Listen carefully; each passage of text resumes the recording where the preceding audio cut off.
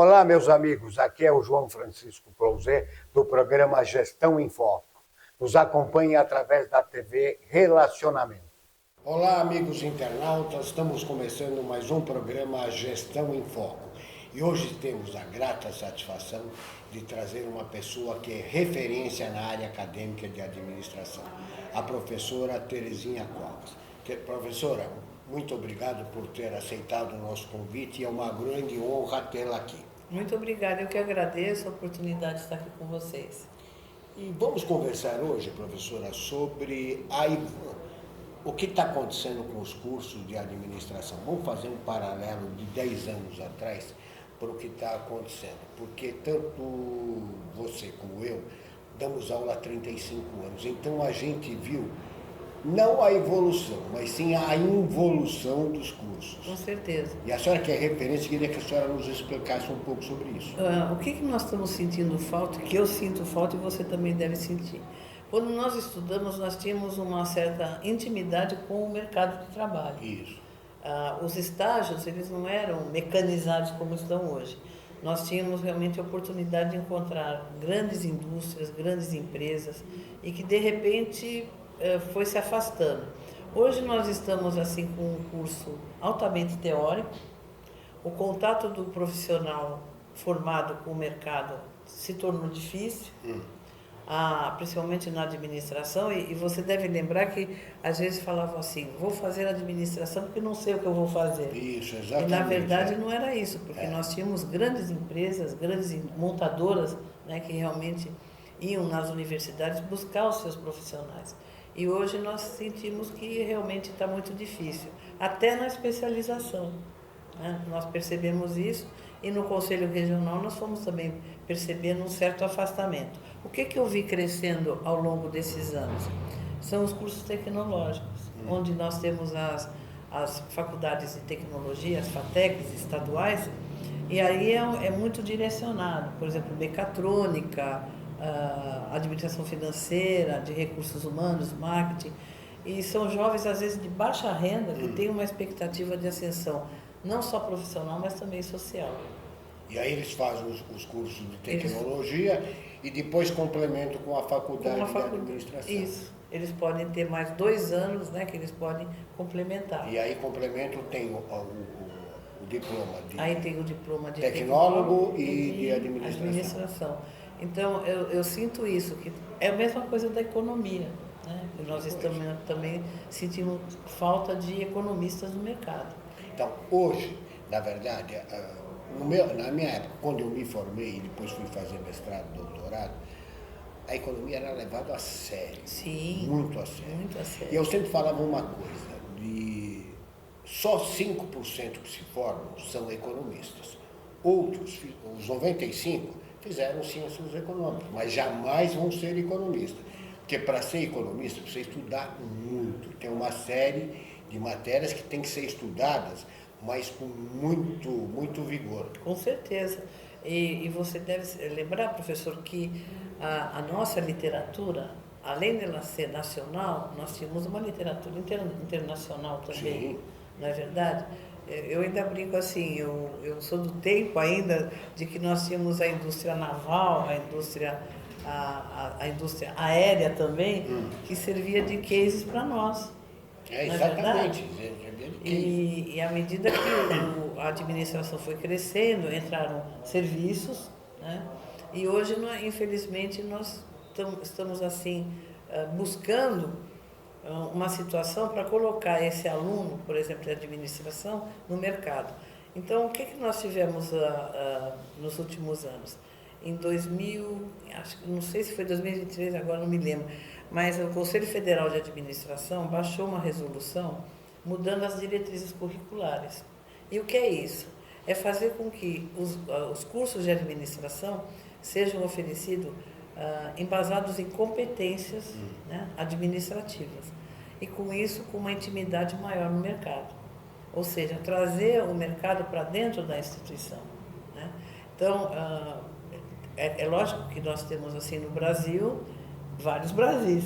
E até você conseguir adaptar essa normativa em todas as instituições, sejam elas de pequeno, médio ou grande porte, vai ser muito difícil. Vai ser né? muito difícil. Vai ser muito difícil a adaptação.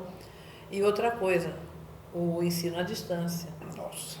que também distanciou. Um outro aspecto também que eu acho que foi muito triste foi nos cursos de pós-graduação, onde tiraram a obrigatoriedade do trabalho de conclusão de curso. Que é um absurdo. É um absurdo.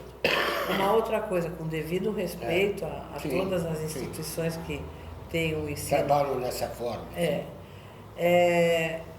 a biblioteca virtual, É verdade. né? E não a biblioteca física, Que que você é ia tão lá, na importante. nossa época, Sim. íamos na biblioteca, pesquisávamos, pegávamos meia dúzia de livros e íamos compilando Com as certeza. informações. E isso, por exemplo, na disciplina de Teoria Geral da Administração, era um prazer muito grande a gente estar estudando Hidalberto Chiavenato na época, Exato. que era o único, não é verdade? Eu usava, me lembro, É. que eu usava como case uma empresa que a Marinha tinha criado, que era a Cobra Computadores. Certo. Ela criou a Cobra Computadores para trazer naquela época, eram os mainframes, para poder aplicar na Marinha. Imagina, naquela época, ela criou uma empresa que existe até hoje, Cobra Isso. Computadores, para fazer essa aproximação entre eles e a tecnologia. Interessante você lembrar, porque o meu foco foi a Gerdau. É verdade. Nossa, a velha guarda da Gerdau, né? Eu tenho até uma foto. Que era o Jorge, né? O Isso, o Jorge Gerdau. Gerdau, que agora até saiu um livro sobre a empresa, mas eu tenho a foto antiga de como era a fábrica, era uma fábrica de pregos, né? Isso, Lá no sul, então a Avon também, Avon. tem mais de 100 anos, a TAM. Então, TAM, do olha, Comandante Rolim. Comandante Rolim. Então, era assim, uma época de muita valia para nós, para a nossa formação. Então, não sendo em nenhum momento viver no passado, né, professor? Mas que realmente eu sinto falta e faço questão, quando eu dou aula, que os alunos conheçam a história das empresas. Sim, é muito Até importante. aqueles É muito trabalhos que importante. muitas vezes eles não conhecem. É muito interessante quando eu vou dar um curso, por exemplo, na área de administração, e eu pergunto para o aluno, qual é a missão da sua empresa? Não sabe. Não sabe. Quais são os Está valores? pendurada lá na porta É. da empresa. Então é importante que nós tenhamos assim uma forma de provocar um pouco mais, né, até o mercado, você que está sempre envolvido nisso, de buscar de procurar levar para dentro das instituições esse alinhamento com o mercado para que eles possam realmente se direcionar. Nas minhas aulas, professor, eu faço isso. As 2 primeiras aulas são teóricas. E as 2 últimas são práticas em cima da Com teoria. certeza, você inverte, né? E fixa fixa e eles não esquecem nunca Com mais. certeza. E você faz uma inversão de tal forma que até se torna muito mais provocativo e traz mais benefício para o aluno. Muito mais. E para o professor. Porque nessa reforma que eu citei para você, da normativa, né, de diretrizes, eu não posso pensar só no aluno. Eu tenho o professor. Exatamente. Eu tenho o Você coordenador, tem o não é verdade? É verdade. E o professor tem que se adaptar a essas mudanças. E muitas vezes ele é funcionário, ele é dono, né, CEO de alguma empresa, ele tem que trazer essa organização para dentro da sala de E ele aula. tem que mostrar para os alunos as práticas que eles usam na empresa. Certo. Porque uma das coisas que eu vejo, professora, tem muitos cursos de pós-graduação que estão por aí, a grade é tudo igual. E os alunos se aproveitam 1 ou 2 matérias na empresa, é muito, o resto eles jogam fora. É verdade. Eu acho que os cursos deveriam ser baseados na vida real das empresas. Certo. E aí você chega no resultado. Chega no resultado. E é até uma opção do alunado se direcionar para que Exato. lado ele pode ir, né? Finanças, né? Exato, RH, ele escolhe marketing. o que ele quer e vai se especializar, mas numa coisa que ele vai usar na E empresa. com certeza. Isso tem uma grande valia. Eu sinto muita falta disso, porque às vezes o aluno ele está meio perdido em relação à empresa que ele trabalha. Exato. Né? Ele exerce uma atividade, mas ele gostaria de estar num outro setor. Exatamente. Isso é muito comum. Uma outra coisa, professora, que eu tenho visto, que hoje é realidade, que é o curso EAD. Mas eu acho que ele tem que se aperfeiçoar um pouco mais, porque eu já vi instituições que criaram um curso em cima de um avatar. Isso. IA. E aí? E aí? O que nós vamos ter? Então, aí Onde está o professor? Onde está o professor? Onde está a nossa experiência de vida, a nossa experiência acadêmica, profissional? A gente quer passar isso para a experiência acadêmica e profissional. Afinal, são 35 anos, não só de acadêmico, mas como profissional. Como profissional como também, né? Vice-presidente, CEO, a gente tem que pôr isso.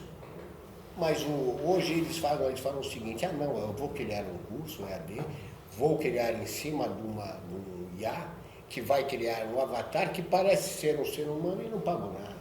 De jeito nenhum, e falha, né? Porque existem momentos dentro até do avatar que ele omite informações. Ele falha, né? ele falha. Além do ele que, facilita para o aluno. Ele não tem a experiência que nós temos, ele não tem a vivência. Mas ele capta, ele pega o passado, mas eu não sei se ele vai pegar. Com certeza. Você vê, da pandemia para cá aumentaram os cursos EAD. Muito. Né? Alguns são EAD ao vivo. Onde realmente... Menos mal. Menos mal. Porque às vezes você tem os cases, né? Você provoca o aluno para uma discussão. Para que ele pense. Aquela aula que ela é engessada somente em slides, onde ele abre, como eles falam, pode abrir no celular. Ele não tem um retorno de uma discussão. Não tem uma interatividade, que é o que primordial numa sala de aula. Com certeza. Eu, quando dou aula, as minhas aulas são presenciais, eu olho para a cara do aluno, não sei se ele está entendendo ou não. Sim. Só de olhar, muita prática, eu bato o olho e falo, mas será que ele está entendendo? Não está entendendo. E mesmo a questão das leituras, como nós citamos, isso está fazendo um efeito muito negativo. Porque nós vimos aí quantas livrarias fecharam. É um absurdo, né? A cultura está indo para o espaço. Quando você ministra aulas no mestrado, no doutorado, há uma obrigatoriedade de produção científica. Exato. Então você tem que publicar artigo, livro, e o livro fica na estante. Não é? Porque você não consegue nem vender. No entanto, você sai fora do Brasil, até aqui na América Latina, você vê livrarias, sebos, não é? E hoje em dia, as editoras, eles querem cobrar da gente o livro. Porque não vende, professor. Não vende. Direitos autorais, então, você praticamente não recebe, né? Não recebe. Você registra na Biblioteca Nacional, mas não recebe nada. Não recebe nada. Então, isso aí é uma herança que você vai passando para os alunos também. Né? Ou não visitam bibliotecas. Eu avalio pela Secretaria da Educação. Já avaliei muito pelo INEP.